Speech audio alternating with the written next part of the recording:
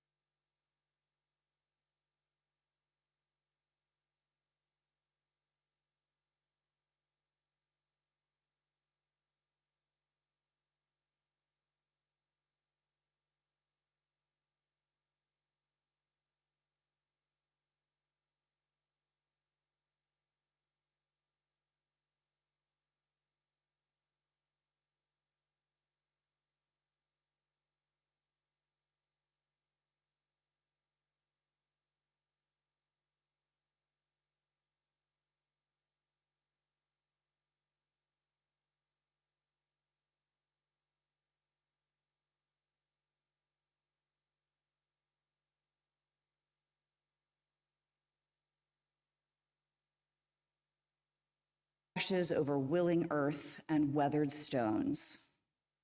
A smile shared and savored.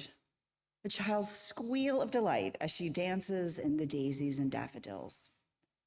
The quiet joy of gathered community. This is the spirit of life and love that we call forth now into this gathering. May this spirit infuse our hearts, fill our souls, and carry us forward like a wave on the ocean as we enter now into this sacred time and space. And our music this morning will be performed by Tom Prasada Rao.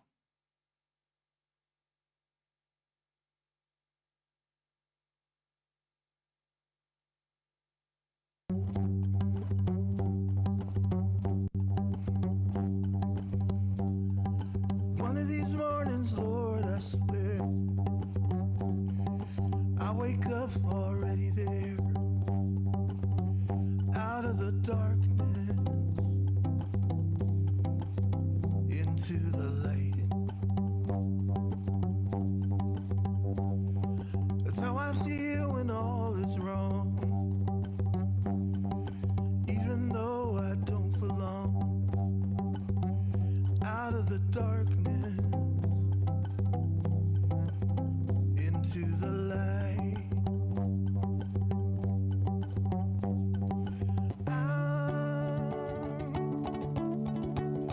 Out of the darkness, coming out. Hey, out of the darkness.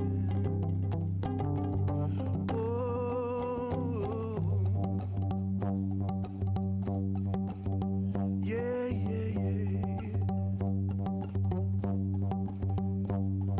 I wasn't really born to run. That's just where I'm coming from. Out of the darkness, into the light. So when I lay me down to sleep, pray the Lord my soul to keep. Out of the darkness, into the light.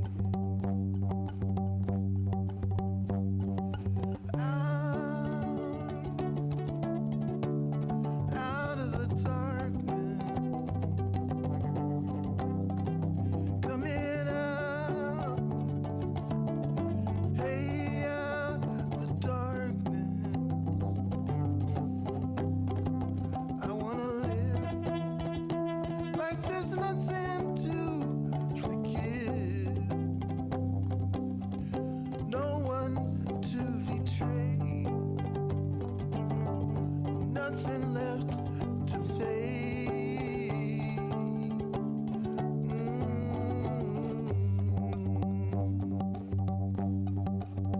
Yeah, yeah, yeah, yeah.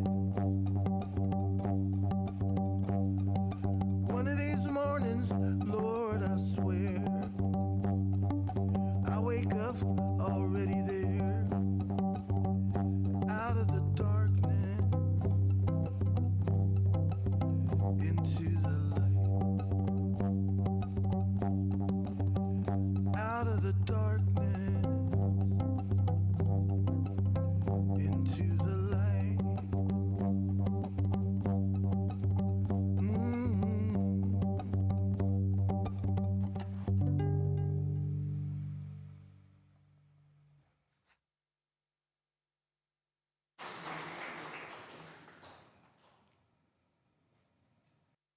Thank you so much, Tom. That's great. And I'm not sure if you all can tell, but Tom has many instruments beside him, so I think we're in for a real treat this morning. Each week, we read our statement of purpose as a reminder of our shared values. And if you're interested in taking a turn to read the statement of purpose, you can sign up at tiny.cc/readsop. And you can read it here in person or make a recording that will be included in a future platform. Today's reader is Abby Dakin, and Abby has had many roles in their time as a member and leader here at West, but I want to call out a specific aspect in the ways that Abby has married her skills and her passions into service to this community. And it was the camping trip that Wes just had over Memorial Day weekend. And so Abby is an avid camper, an outdoors person, and really brought that and organizing skills, because it's no small feat to organize a whole glob of people and food and all that kind of stuff for a camping trip. And the community is the better for that opportunity to gather. So thank you for that, Abby. And I will now give you the mic for the statement of purpose. Thanks, Karen. But I do need to say that Shayla Bukum and Elaine Ulrich were critical to organizing the camping trip, too.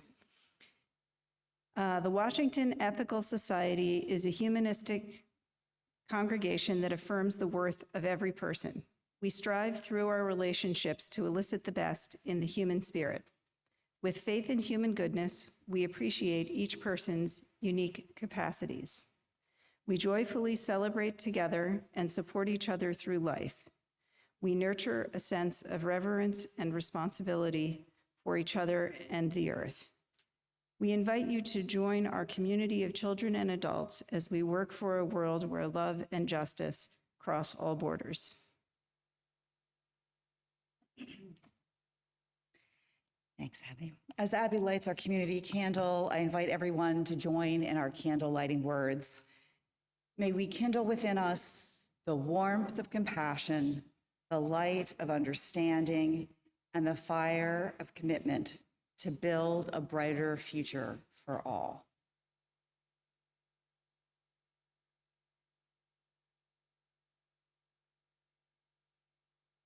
We'd like a fire of commitment, but not a fire, so we'll just make that a little more stable.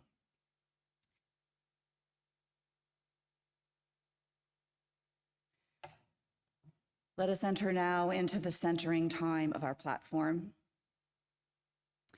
Each week, we ring this chime in solidarity with people around the world. Today, I am particularly mindful of all who have been dealing with the consequences over the last weeks and certainly months and ongoing of climate change. And as we do a seasonal transition, we become, I think, more aware of heat or cold or rain or storm. As we listen to the chime, let us remember our connection to each other and the world around us.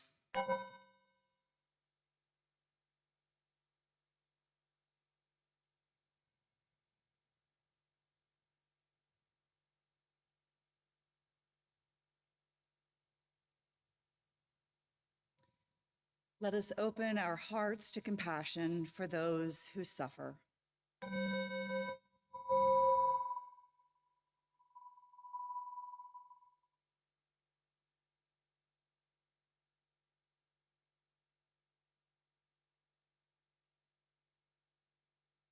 And let us commit ourselves to the work that calls for our love.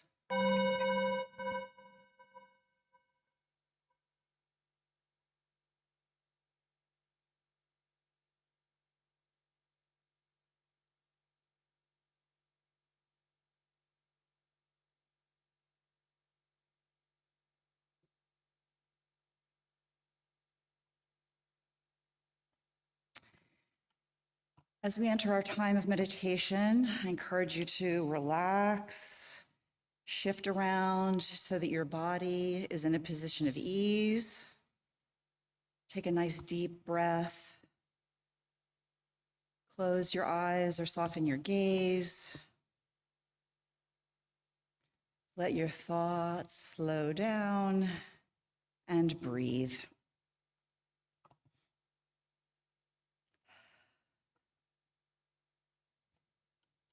Into the space of this quiet, I share these words on Holding Reality and Possibility Together by Sam Trumbore. I invite you now into a time of gratitude, reflection, renewal, and hope. What an unearned blessing to delight in the calming peace of this space. To hear the robin's song again at daybreak, to feel the warmth in this room, and to enjoy the promise of summer upon us. Each moment of wakefulness has so many gifts that offer energy and delight. Yet too often they seem unavailable. But even in moments of great danger, the direction of attention is a choice. Fear can dominate the mind, binding it like a straitjacket. Or love can unbind it and open it to resource and opportunity. The soil of the mind can be watered with kindness. The thorns can be removed one by one to appreciate the buds ready to flower. Great possibilities await us, even if all we can see is the cliff before us. The grandeur of life of which we are a part scatters rainbows in every direction, even as the deluge approaches. Holding reality and possibility together is the holy, hope-filled work of humanity, if we choose it again and again in love. We continue in silence and the music that follows.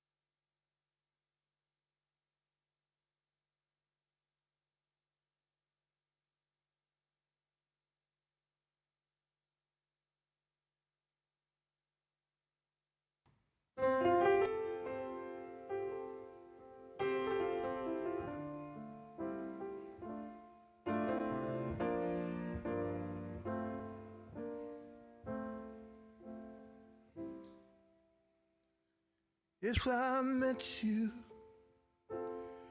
on the corner, would I know you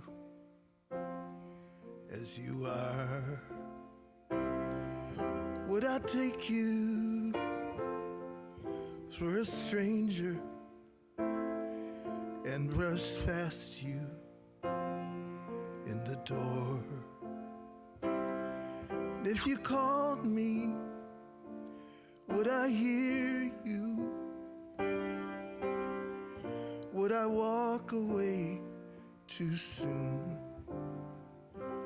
If I lingered for a moment, would I see myself in you?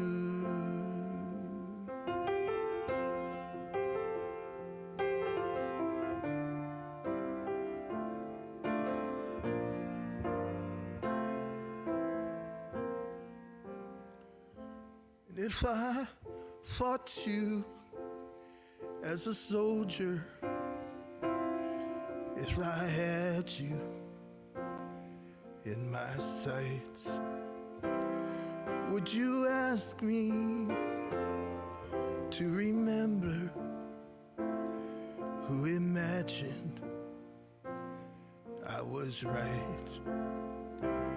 If you witnessed my surrender, do I know what I would do? If you held me like my lover, would I see myself in you? Well, I dreamed my end was near. I was almost gone. And if I dreamed that dream from here, can I still come home?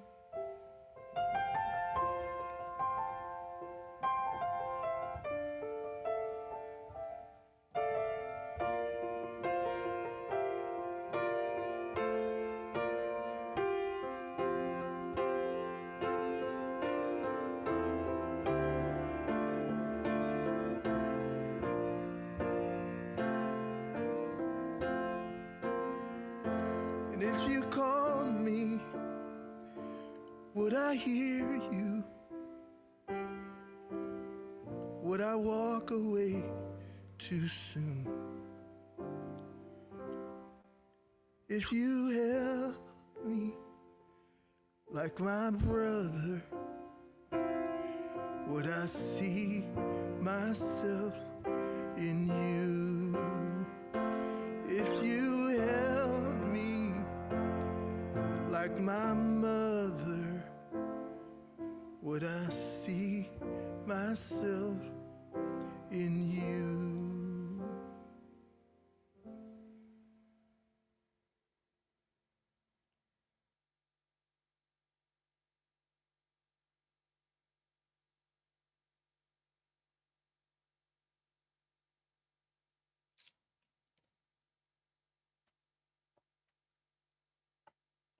So with my apologies to our slide artists and tech team, I've moved a few things around in the text this morning.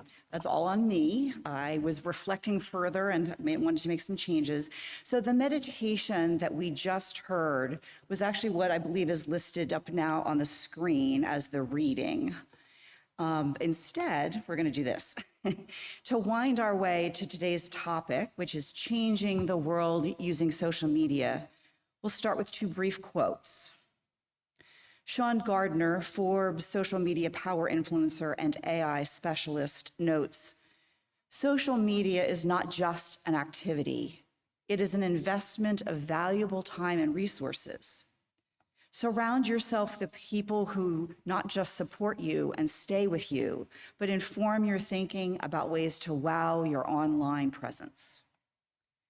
And author Amy Jo Martin says, social media is the ultimate equalizer. It gives a voice and a platform to anyone willing to engage. Social media is changing the way we communicate and the way we are perceived, both positively and negatively. So to put all that into an ethical culture context, today's reading is an excerpt from Social Media Ethics and Etiquette by Carolyn Cohn. She writes, there are rules of ethics and etiquette, and we might say etiquette, for social media that must be followed. Ethics, by definition, is the concept of what is good, bad, right, and wrong. In social media, the right ethic equals the right perspective and the right thinking on how to leverage social media appropriately and how to engage people in the right manner. Etiquette is a code of behavior within the context of our society. In social media, the right etiquette equals acting the right way. There definitely is a right way and a wrong way to use social media. Anyone who has ever been spammed, and that basically means everyone, understands this concept. It is very important to remember that whenever you connect with a social media network, you are joining a community. You need to be sure to treat the people in your community with respect and kindness. It is of utmost importance to respect the boundaries of others. Your motivation for being a part of the community is to give others the benefit of your experience and to build relationships with other members of your community. The three main principles of social media ethics and etiquette are: 1, authenticity. People will respond positively if you are sincere. 2, transparency. Having hidden agendas will only count against you. And 3, communication. Getting to know people as people and letting them get to know you. You should always communicate in an honest and open manner. If you show others who you are and what you stand for truthfully, people will respect you and become fond of you even. You will establish rapport. Truth is an ethical value that other people respect. they in turn will want to be truthful with you also. Our platform speaker today is West member Emily Newman, who is also still a member of the Brooklyn Ethical Society for Ethical Culture, where she grew up. Emily has managed social media for several nonprofit organizations and led numerous workshops to help humanist communities get more engaged online. So Emily, the platform is yours.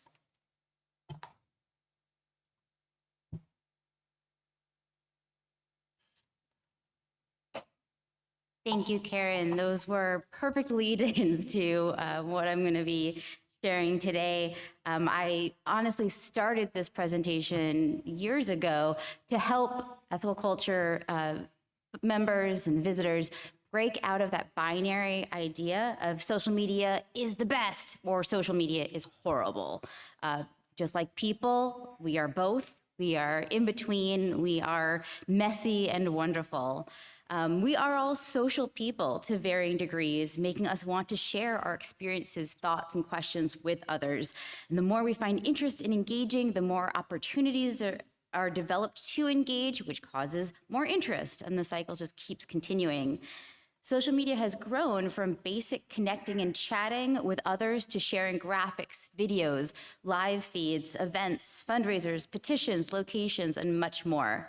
Websites has also become more interactive with profiles, messaging, ways to connect with other profiles, rating, blogs, and social media sharing opportunities. You'll often see on any website, not only a link to their social media so you can engage with them and follow them and do all these things with them, but also encouragement and little technical ease to share what they have out there. So you end up supporting them, making it easier and more encouraged to socialize.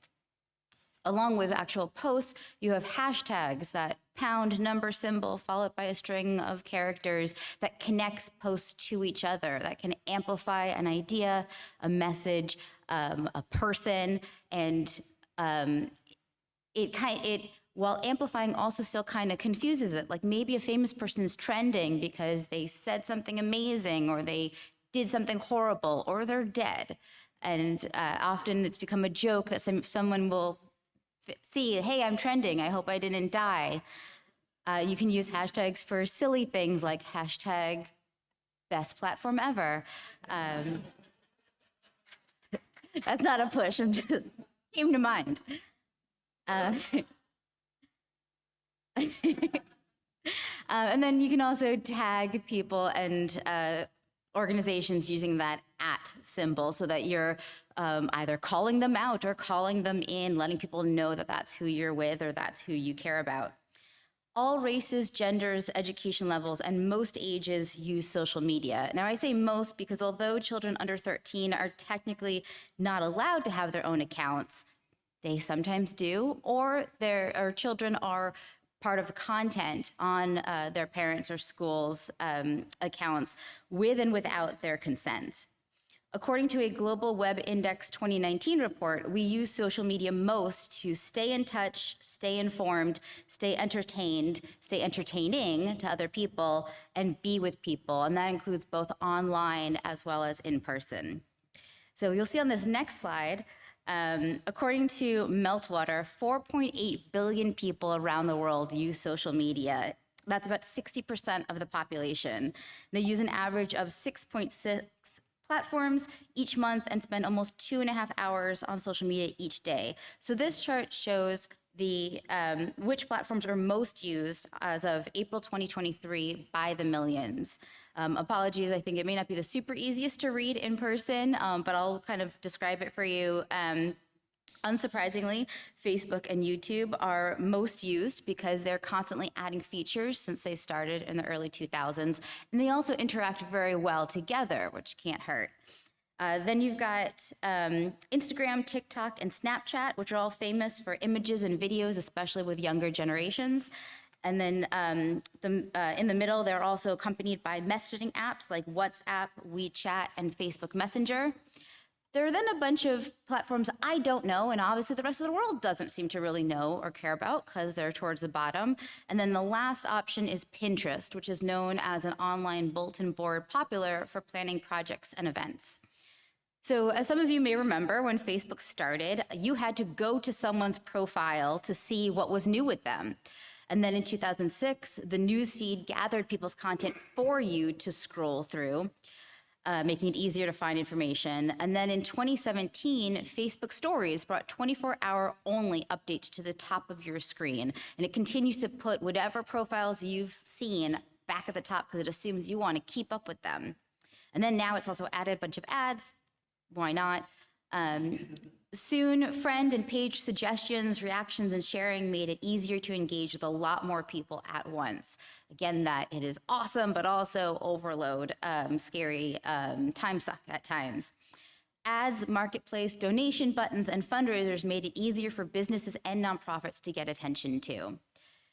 Now, Twitter is not included on this chart because there are significant anomalies in their published data. As folks may have been keeping up with, as there's frustration with Elon Musk's leadership, many people are leaving or considering leaving Twitter due to lack of regulations, having to pay to verify your account, the increase in hate and anger posts without proper filtering. And we've seen that even before Elon, but especially after, negativity just spreads so much faster on Twitter. Facebook is primarily about community and connecting people. Well, Twitter is about publicity. It's about getting quick, fast messages out there no matter what they're about, which also makes it easier for the news to then show tweets or to use that as sort of like the quote instead of having an interview.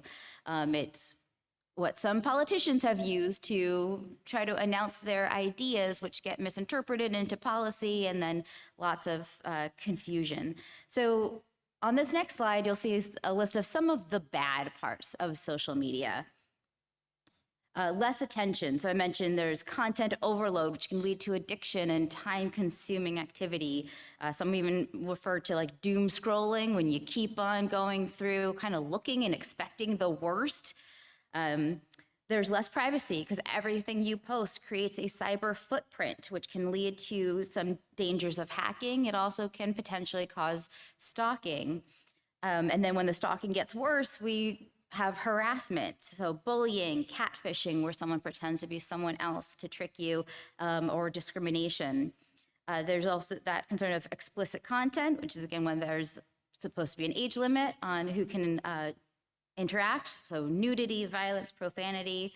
Narcissism is one of the biggest problems because as there is that push to have to always post and put out the best content that's going to be the most engaging, especially for influencers or anyone who gets fame or trending through their online posts, can kind of build a bravado of they are more important than people who don't get that attention, or people who are not online, people who are not documenting and sharing everything that happens. And then similarly, we have that unrealistic comparison. So other folks, actually including narcissists, may develop forms of depression, that pressure to be relevant or to say the right thing, not be canceled, be a standout in their field. I wanted to highlight too that with selfies, taking a picture of yourself with or without other people, with backgrounds, that includes awareness to how many takes you're going to take, the time it takes to get that image, the filter you may use, the lighting, the background, the camera location, the face angle, the energy going on in your facial expression. Anyone familiar with Tyra Banks' smizing? It was something we really had to be aware of when we were wearing masks and couldn't rely on our full face. And then whatever other insecurities you have, be that your skin, your hair, your body, yada, yada, yada. I tip my hat to anybody who feels comfortable doing selfies, but I also have seen, especially from influencers and friends, that reality check of like, yeah, here's my perfect selfie, but here's like examples of the 200 images it took before I could get to that. You see similar things like, this is a beautiful picture of a toddler, awesome, but here's the tantrum that happened before and after that picture, because we all know life's not perfect. So now that I've bummed you out and made you kind of question why we have social media, we'll see on the next slide some of the good things that social media offers. entertainment being the top one, constantly videos, quizzes, graphics, the connection and ability to support your loved ones. I know that folks sometimes make friends on social media or keep friends who they haven't seen in a long time, who live in totally different parts of the world. Self-expression is especially a big one since you're able to reach a bigger audience. Maybe if you're not feeling super accepted in your family or your hometown, you're able to find folks who get you online. Shopping. So not only do you have more options, being able to shop other places, but we can hold companies accountable. So that's DMs or tagged posts, or DMs, direct messages, in case you, anyway, ways to kind of, again, call in and call out industries. It's become another customer service. Even with nonprofits, being able to send them a direct message instead of email is another form of connecting and communication. Education, it's super important that we are learning and sharing facts and fact-checking, which brings greater awareness and highlighting different social issues. Especially during the pandemic, I think our online practices have highlighted accessibility concerns. They've let us join other Zooms with other groups, have captions in our videos, find out about different protests and mutual aid effort. So then the last example I have is action. Sure, you can scroll around and look at and peek at whatever you want online, but there's also a move to take action, to donate, vote, call your legislators or your friends, join in on stuff. On this next slide, you have some examples of awesome content. I could have done many, many more, but didn't want to tire our tech crew or be here forever. But some examples you got on that top left, a TikTok answering questions about COVID, a way to not only get to the younger folks, but to break down complex ideas into a fun game. Below that is a Zoom and Facebook live stream of the Secular Student Alliance Conference, I believe 2020, on voting rights. And then there's a part right under that that mentions like Start a Watch event. So kind of, again, encouraging you to invite people and join with people and spread the word. And then on the right side is Anya Overman, who grew up at the Ethical Society of St. Louis. She posted about mask wearing. And I want you to note that, so Anya's post is actually a tweet about Japan that was turned into a graphic, probably a screenshot, and then posted by a Canadian for Facebook. So before it was shared by Anya. So she may not have seen that tweet if it weren't for the Facebook post from the Canadian, and then I may not have seen it if it weren't for Anya sharing, and then you may not have seen it if it weren't for me presenting it now. So it's a whole new level of word of mouth. During tragedies, social media has been used to share images, evacuation news, locate people, share, display safety checks, and request donations, including money, blood, supplies. Some of you may remember in 2014, the ALS Ice Bucket Challenge that raised over $115 million in 6 weeks by motivating people to pour a bucket of ice water on their head and challenge their friends and family to either do the same or donate. I think obviously by that number, most people probably did both, donate and do the challenge. And you're supposed to like tag 6 friends to motivate them. There was actually a recent report from National Geographic that actually said this is still one of the most influential, largest social media campaigns impacting medical history. And the money that was raised is continuing to grow and expand research for ALS.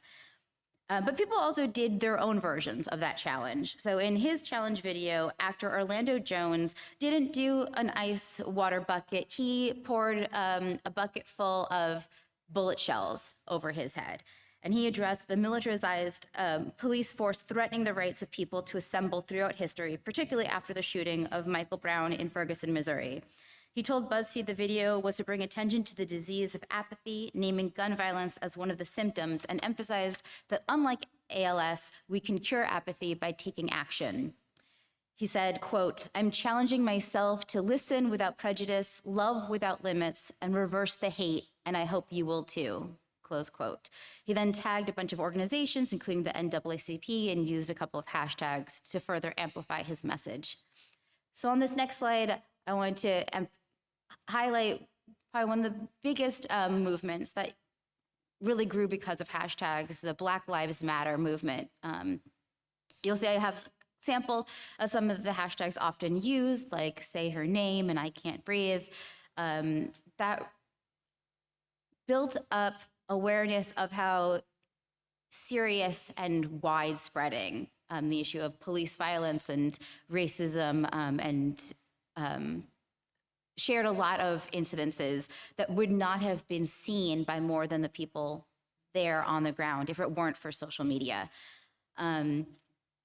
On the right side of the slide, you'll see a story about how the K-pop fans took over the hashtag White Lives Matter. So with the hashtags, they spread and they grow no matter how they're used. So there isn't an actual measurement of like, here's people actually supporting a cause and here's people fighting against it. But with the K-pop, K-pop for those unfamiliar is Korean pop, and it was, I believe, started by some of the members of BTS, a popular group. They ended up kind of just flooding Twitter with posts about non-race related things, I think it was even a lot of like love posts for BTS, but using hashtag White Lives Matter, so that ended up kind of drowning out the actual hate connected with that hashtag. On the next slide, I've got a little wheel of kind of the different players, the different types of people we see online. So again, as I had mentioned before, we're not just good, we're not just bad, we're a mix of different things. So first on that top right, the worst of them are the bots and the fakes, as Karen referred to. They're just there to spam and scam us. They may not even be run by a person. Then you've got your bullies and trolls that are just about hate and attack. Your meanies and debaters could be useful to actually like explore an issue. They do want to distract and annoy, so they're probably going to care more about winning the argument than actually trying to find common ground or even making or understanding someone else's point. Then the allies and observers are there to watch. They may help, they may also disagree, but possibly have a learning moment where you're able to understand different perspectives. They may be, not very active, but just still kind of following you. And then the best part would be your fans and supporters. And so for an individual, that would probably be your loved ones, your friends who actually type in the comments, congrats when you post something, or share your post, or message you if it looks like you need a little support. If you're running a page or a group, those are the people that are gonna also be sharing your stuff, cheering you on, maybe introducing you to more content and stuff. So breaking out of that binary of good versus bad, also breaking out of that binary of online versus in person. I've heard group organizers say, oh, we don't really have people coming into our groups because people are just so busy on social media. And I say that you need to use social media to bring them into your groups, and then take the awesomeness of your groups onto social media as a full connection. That's the best way for us to kind of to own our online presence and expand our opportunities in person, because we are responsible for making both worlds, online and reality, better. So my last slide shows some of my tips or recommendations on helping us use social media better. I break it down into know what you want and know how to do it. And these are actually probably like longer discussions, especially if you are unfamiliar with the tech side. I'm just gonna throw them out there and we'll see what conversations happen from there. So know what you want. If you go ahead and socialize with and check in on your loved ones, educate yourself and others, learn about and find new interests and locations, entertain yourself and others. You can definitely still use social media as a break from the world. Just recognize that it's not always gonna feel like a great break, knowing how much is going on in the world. And then remember, others may have different wants than you. You may not be entertained by someone constantly putting pictures of their food online. That's fine. It's not for you. Someone else probably is loving it. Maybe your friends want to express themselves and show off parts of their body that you feel is inappropriate. Then don't look. Then move away. Certainly I will say kind of like an asterisk there. If there is something that you are worried about, like maybe their privacy concerns, and you know how to present it delicately, that's great. But especially I know folks have complained about someone they went to high school with who's super conservative or super religious. Well, they're not trying to convert you. They're just sharing what's important to them, and it's your decision whether you want to still see it and engage with it. So on that note, know how to disconnect when you can choose whatever platforms or time usage makes sense to you. For individuals, you of course don't have to be on any social media, but organizations, particularly local groups like WES, should be, because it gives them more legitimacy, it creates more of a presence, and makes us easier to find and engage with. You can delete or filter unwanted content and people. And similarly, you can manage your notifications and settings so you're not bombarded or feeling like that FOMO of missing out on things. Always amplify positive and productive content. One of the best ways is to just screenshot something and share it. Don't actually share or retweet, because similar to the hashtags, any count of sharing content is going to look like you support and like that content. Even if you're calling it out and criticizing it, don't give that person or that page more attention or the wrong message that you support it. If you don't need to actually have that visual, you can refer to someone. You can kind of point out the concerns and just not directly name them or uplift them. And so in general and in conclusion, I recommend we all strive to be an ethical role model, because that's what we need more of in the world. Thank you.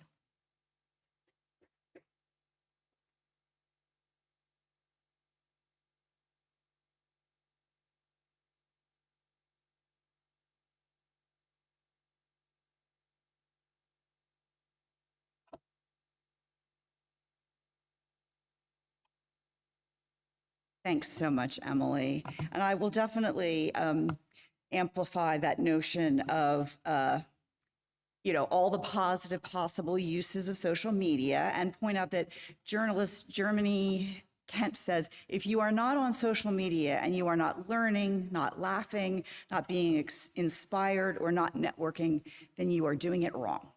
So just go out and have some fun with it.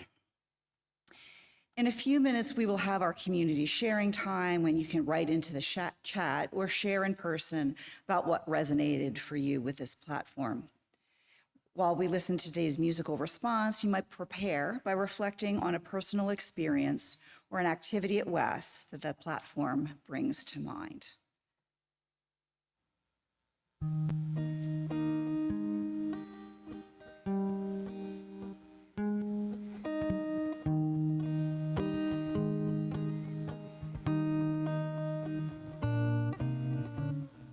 Some people die for honor.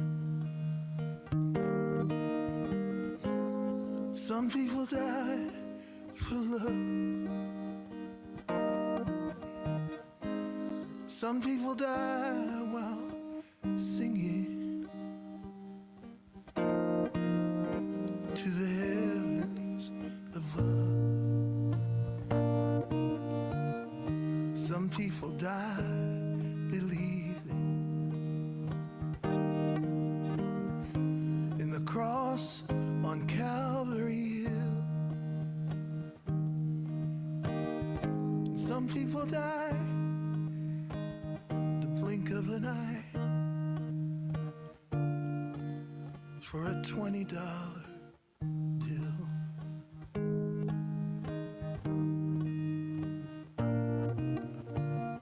Some people go out in glory, yeah, with the wind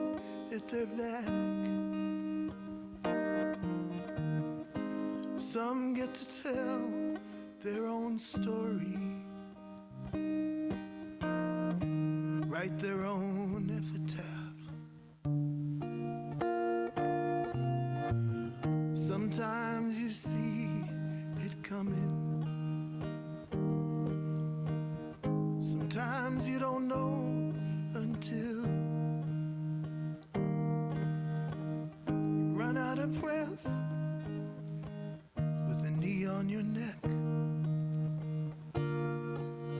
for a $20 bill.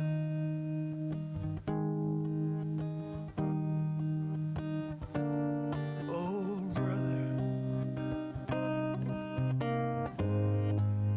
I never knew you.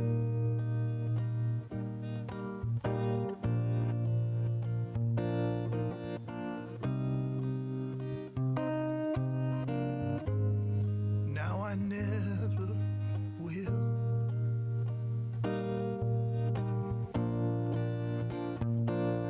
Oh, but I make this promise to you.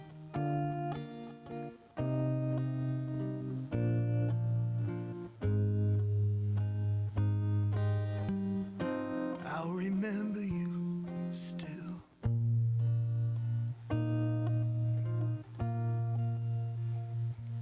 Take, eat. This is the body. It's time to break the bread. Do this in remembrance, just like the good book said. Sometimes the wine is a sacrament. Sometimes the blood is just spilled. Sometimes the law is the devil's last straw, the future unfulfilled.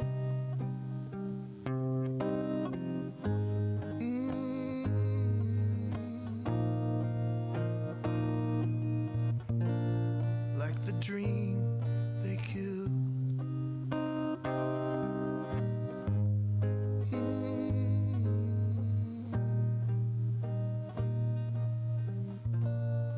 For a $20 bill.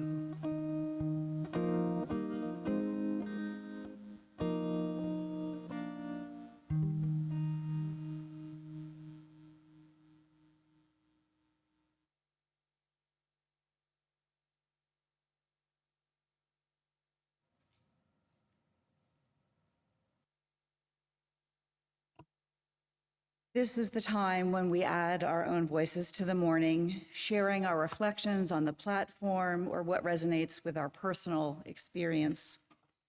For our online participants, I invite you to share in the Zoom chat or in the comments if you are watching the recording later. If you're here in person, I encourage you to practice the same kind of brevity that our online commenters use. And if you've spoken in recent weeks, please consider leaving space for other voices today. You can come to the microphone here on the floor and share brief comments. But let's start first by checking to see what online participants have written about in the Zoom comments. Bear with me one second.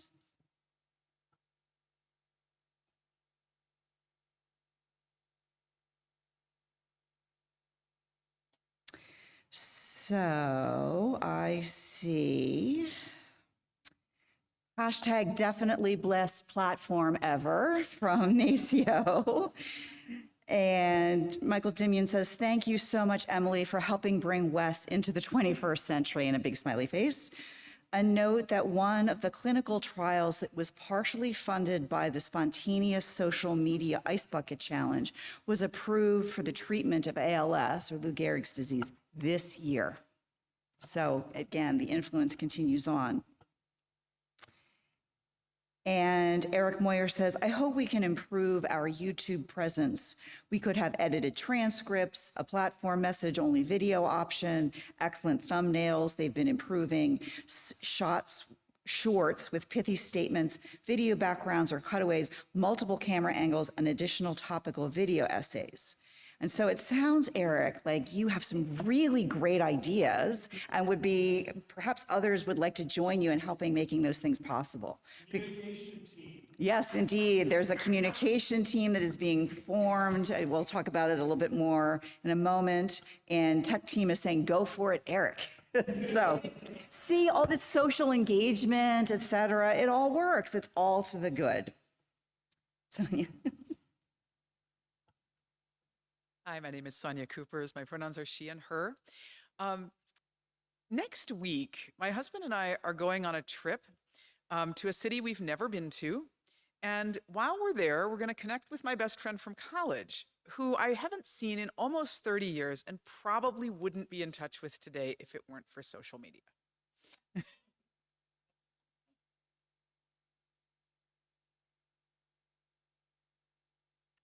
I'm Perry, he, him. I feel really old today.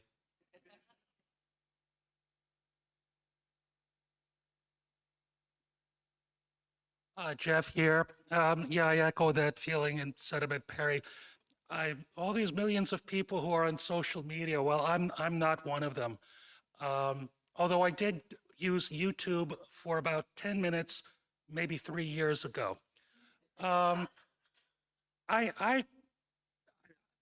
are things that really worry me about social media, and I'm very glad, Emily, that you pointed out the bad things, and I just add one, which is physical danger. People can get so engrossed in using their devices that they might walk out into a heavily trafficked street, and I would hate to think of the consequences of using social media while driving. What also worries me is that there are no safeguards. It's largely a self-regulatory system.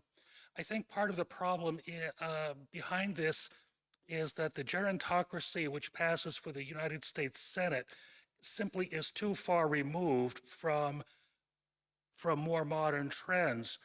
I am also worried about individual, I guess, platforms, for want of a better word, such as TikTok and its association with the People's Republic of China. One last point, I was bullied a lot growing up at elementary school and high school, but I knew that at least when I got home, that was a safe space. The bullies couldn't touch me there. And I'm afraid that with social media, there are no safe zones.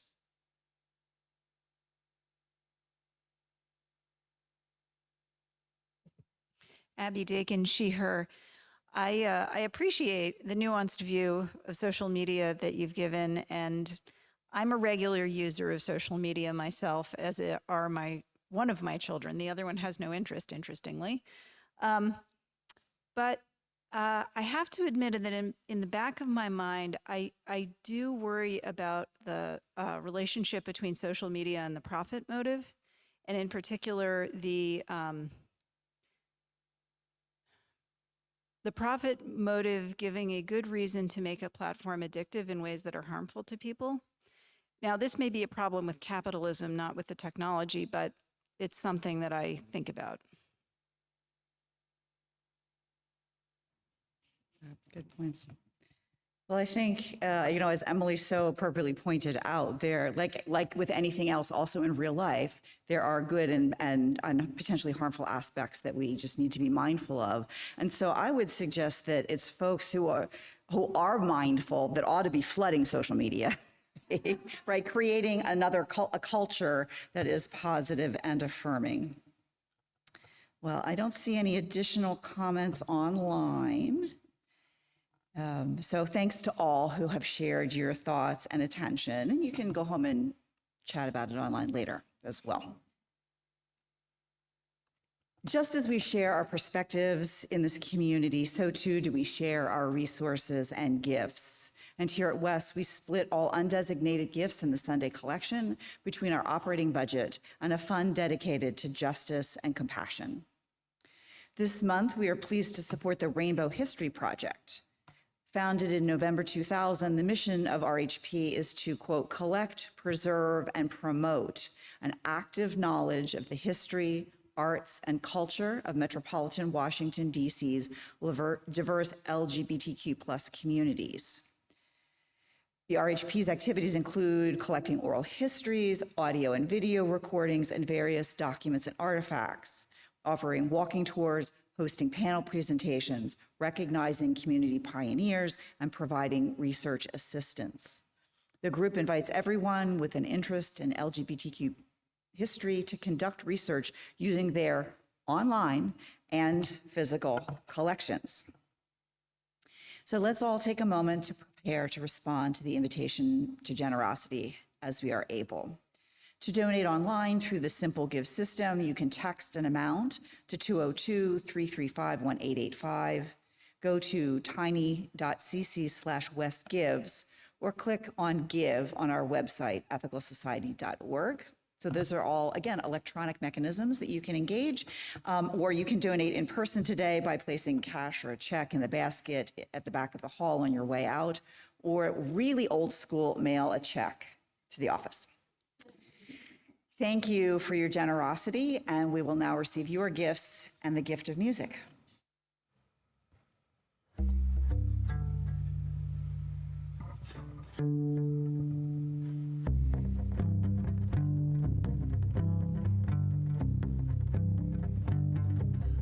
They've got a name for people like me. Some folks on the street think that they see another freeloading soul trying to steal what they own, denying their history in the mirror at home. I didn't sail here with all of those pilgrims who landed on Plymouth Rock. I arrived a few hundred years later, trying to find the freedom you got. Life and God put me on this journey, set me on my course. I'm not so different, I'm just an immigrant on these shores.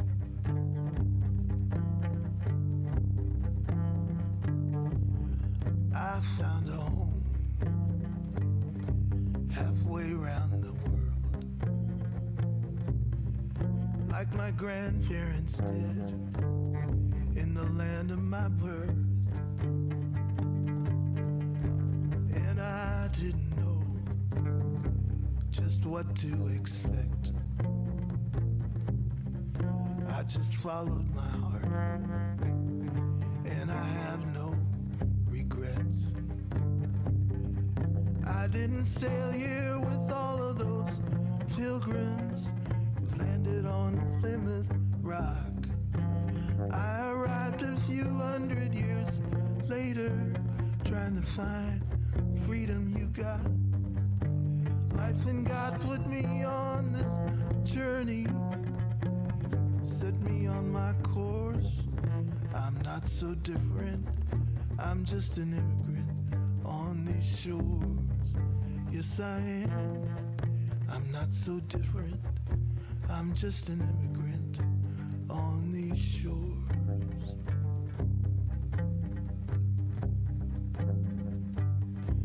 They got a name for people like me.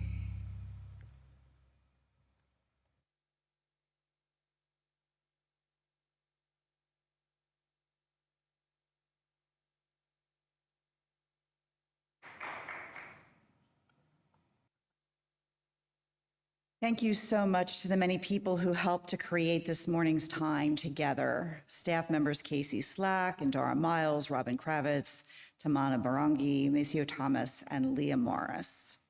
And our platform production team, it's the tech team members, slide artists, Zoom chat usher, and in-person greeters whose names you'll see on the closing credits slide at the end. At the conclusion of platform, please join us for social hour, either here or via Zoom. But first, I want to mention a few things upcoming in the life of our community. Tomorrow evening, so that's Monday, June 26th, there will be a special West membership meeting held on Zoom from 7 to 9 p.m. The agenda is to discuss the future of the American Ethical Union, of which Wes is a part. The AEU is at a crossroads, and our meeting on Monday will consider various proposals that could help to shape its future. An email with details about the meeting was sent to West members by the West moderator on June 17th, and again this morning with additional materials and possibilities for consideration. So please do join us, and if you are able, I suggest looking at the materials in advance, but don't let that keep you from being at the meeting. Join in via Zoom. I think we've got lots to consider and talk about. Next Sunday, July 2nd, instead of platform in this format, please join West members Perry Biter, Adam Briskin Limehouse, Ed Elder, Julie Grimes, Sonia Coopers, and John Pfeiffer for a games and lunch event. We'll start at 10:30, break for lunch and schmoozing at noon, and continue with more fun time for games after that. And you can find more details online or through the news and notes emails that have gone to the members. Are you a cook, a baker, a gift basket maker? Do you like parties, themes, and helping Wes reach its financial dreams? Join Action Planning the 29th of June. We're meeting online, so see you soon. I also want to spotlight an email that was sent on June 15th that listed the teams that urgently need volunteers to help Wes be the vibrant, flourishing community we want it to be. Specifically, we're looking for people to join the stewardship and finance teams, the communications team. I think we have a Eric Prime to go there. The team to reimagine Wes's programs for children and youth, the greeters and welcome team, the tech team, and the music team. And no, you don't have to sing in the chorus or play an instrument to be on the music team, although both are also welcomed. You can find that list of teams with sign-up links on the website at ethicalsociety.org/connection. And now we'll see the board's monthly update via video.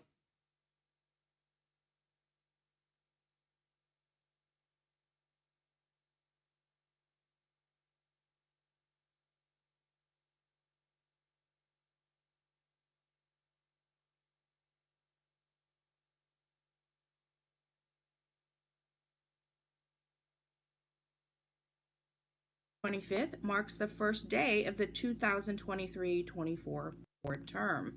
So we want to congratulate our newest trustees. Continuing or re-elected were Sarah Morris and John Pfeiffer. And our brand new, but not so new, is Perry Biter, since he has served on the board in previous years. So congrats to them. And also I will also share that Sarah Morris is actually the new board president starting today. The continuing trustees, who are halfway through their two-year terms, include myself, Trang Duong, Abby Dakin, Christine Parcelli, and Donna Taylor. And we want to say a special thanks and deep sense of gratitude to our departing trustee, Mirka Willis, who has served as our treasurer for the last 2 years. And I have always appreciated her clear words and way that she explained the budget, and also working with us, the board, and the staff to create a budget that you, the membership, approved at our last membership meeting. That is a budget that's sound and also that is balanced. Please join the board on July 16th. We'll have a board installation during the platform. Now, there's still time for you to donate if you haven't already or keep forgetting. We still have the spring campaign going on. The deadline is June 30th, so the end of this month. So if you can, any amount can help. This actually, you know, our theme was feeding our future. And this your contribution will help keep us healthy, lower our deficit for the end of this board year. It's different from your pledge. Obviously, if you haven't done your pledge, you can do that too. But this is for the spring campaign. So I hope you'll consider contributing if you have not already. And if you have, we deeply appreciate it. Just a reminder that please read Casey's June message. They will be on study leave and vacation during the summer, so out of pocket for certain parts, but available during others. So please read that. Also, the board, as we start a new term on actually today, we'll be preparing for the new year. So we will not have board updates in July or August. We'll restart those in September. So keep an eye out for that. Last and not least, our Tri-Society gathering. So the American Ethical Union, or AEU, gave us a grant to us 3 societies, and we thought, and the purpose was to have a party and to gather us together. So what a great way to do it, right? So August 12th is the date to put in your calendar. So that'll be us and our nearest society neighbors in Baltimore and Northern Virginia. So more details would come soon about that, but please mark it in your calendar, Saturday, August 12th. And that's it for me. Have a wonderful day. Thanks.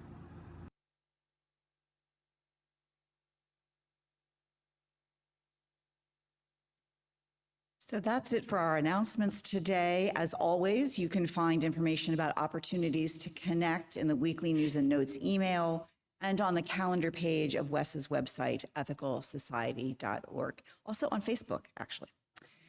So thank you all for being part of Platform today, whether in person, via Zoom, or watching later. And I now invite you to join in singing our Song of the Month for the last time this Sunday. Now let us sing. Before we sing our closing song, I want to thank you, Wes, for the opportunity to serve and for the opportunity to grow closer to this community in many ways, despite the geographical distance between us. Thank you, and I wish you the very best on your journey forward. I expect we'll see each other sometime sooner than later. Now, let us sing.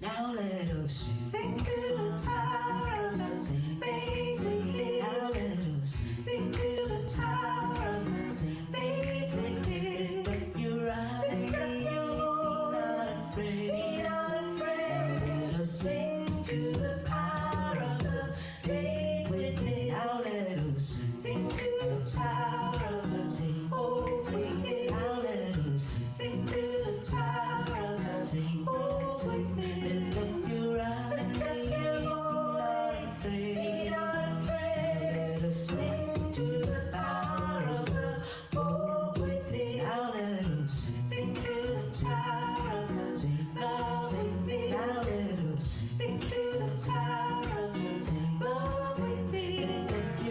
Lift up your voice, be not afraid. Let us sing to the power of the love within. Now let us sing to the tower of the joy within. Now let us sing to the tower of the joy within. Lift your voice, be not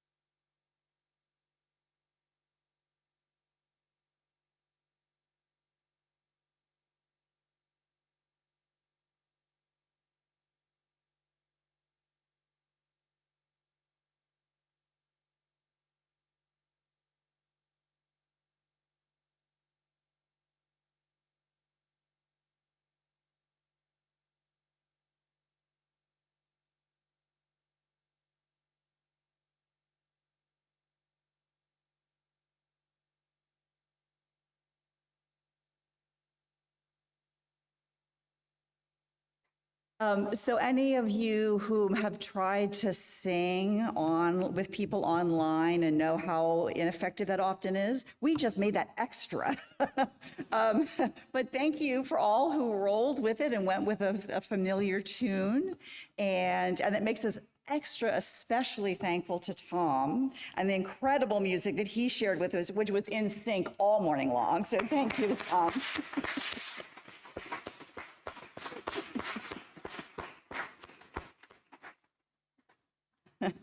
A few last reminders before we leave. If you're new to our community, please introduce yourself either in person or via the connection form at tiny.cc/westconnects or an email to membership@ethicalsociety.org. For those who wish to socialize online to reach virtual coffee hour, point your browser to tiny.cc/westcoffeehour. And now I invite you to join me in our closing words for the month.